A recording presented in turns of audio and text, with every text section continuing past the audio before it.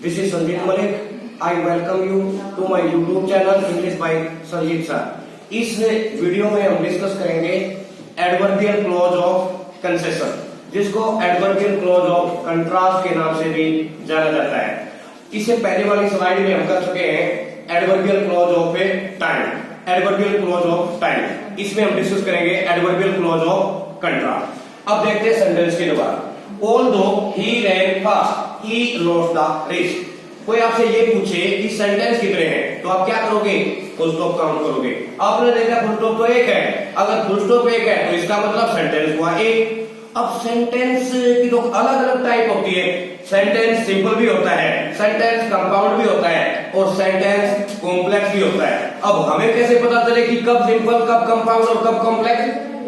अगर किसी सेंटेंस में एक वर्ब है तो वो है सिंपल सेंटेंस। अगर किसी सेंटेंस में दो वर्ब है, वो या तो कंपाउंड होगा या कॉम्प्लेक्स होगा। अब हमें कैसे पता चलेगा कि कब कंपाउंड कब कॉम्प्लेक्स? अगर किसी सेंटेंस में दो वर्ब है, वो या तो कंपाउंड होगा या कॉम्प्लेक्स। अगर कंजंक्शन एंड बॉयज वाला होगा, एंड बॉयज यानी F means for, A means and, N means nor, B means but, O means or, Y means yet। अगर ये कंजंक्शन इनमें से होगा तो वो होगा कंपाउंड सेंटेंस, वो होगा बेटा कंपाउंड सेंटेंस। अगर इनमें से कोई भी कंजंक्शन नहीं है तो फिर होगा वो सुबॉर्डिनेट यानी कॉम्प्लेक्स सेंटेंस। वो क्या होगा कॉम्प्लेक्स सेंटेंस। और कॉम्प्लेक्स सेंटेंस में एक प्रिंसिपल क्लॉज होता है, एक होता है सुबॉर्डिनेट। अगर देखें ये सेंटेंस हुआ कॉम्प्लेक्स क्योंकि फैन बॉयज वाला कंजंक्शन तो इसमें है नहीं, क्योंकि फैन बॉयज वाला कंजंक्शन नहीं है, तो इसका मतलब कायदे से ये क्या हुआ कॉम्प्लेक्स सेंटेंस। अगर कॉम्प्लेक्स है तो प्रिंसिपल कौन सा? He lost the race, he lost the race.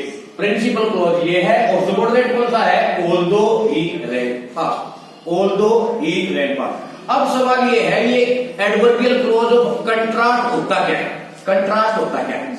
यानी अगर मैं ये कहूं वो बहुत इंटेलिजेंट था, फिर भी फेल हो गया, इसका मतलब उसको टॉप करना चाहिए था। इंटेलिजेंट होने के नाते उसको तो टॉप करना चाहिए था, लेकिन फेल हो गया। वो बहुत कमजोर था और फिर भी मैच जीत गया, तो इसका मतलब तो कंट्रास्ट हो गया। यानी जो कंट्रास्ट क्या होता है, जो आपने एक्सपेक्ट किया है उसके बिल्कुल अपोजिट होना, वो है एडवर्बियल क्लॉज ऑफ कंट्रास्ट। अब सेंटेंस के द्वारा देखते हैं। Although he ran fast, he lost the race. He lost the race, principal clause. Although he ran fast, subordinate clause यानी adverbial clause of concession. Next देखते हैं। Though he worked very hard, yet he could not succeed। Sentence एक क्योंकि full stop एक, close दो क्योंकि verb दो। अब या तो जिसमें दो वर्ब है या तो कंपाउंड या कॉम्प्लेक्स। अब हमें कैसे पता चलेगा कंपाउंड की कॉम्प्लेक्स? अब देखो कंजंक्शन फैन बॉयज वाला है, ये तो कंफ्यूजन हो गया। अरे ये इसको माने या इसको माने या इसको माने। इसमें कंजंक्शन दो है, इसमें कंजंक्शन क्या है? दो है। यट को तब मानेंगे जब दो नहीं होगा। जिसमें अकेला यट होगा वो फैन बॉयज वाला कंजंक्शन बन जाएगा, वो कंपाउंड सेंटेंस बनाएगा। लेकिन इसमें दो और यट है, इसमें क्या है बेटा?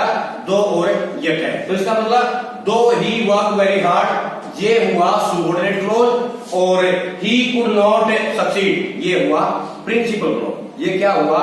Principal clause. तो इसका मतलब हालांकि उसने बहुत मेहनत की, फिर भी वो सफल नहीं हो सका। यानी मेहनत करने के नाते उसको सफल हो जाना चाहिए था, लेकिन फिर भी सफल नहीं हो सका। तो इसका मतलब क्या है? ये तो कंट्रास्ट हो गया, ये तो कंसेशन हो गया। इसको बोलते हैं adverbial clause of contrast. I hope I have cleared all the doubt regarding simple sentence, compound sentence, complex sentence and adverbial clause of concession.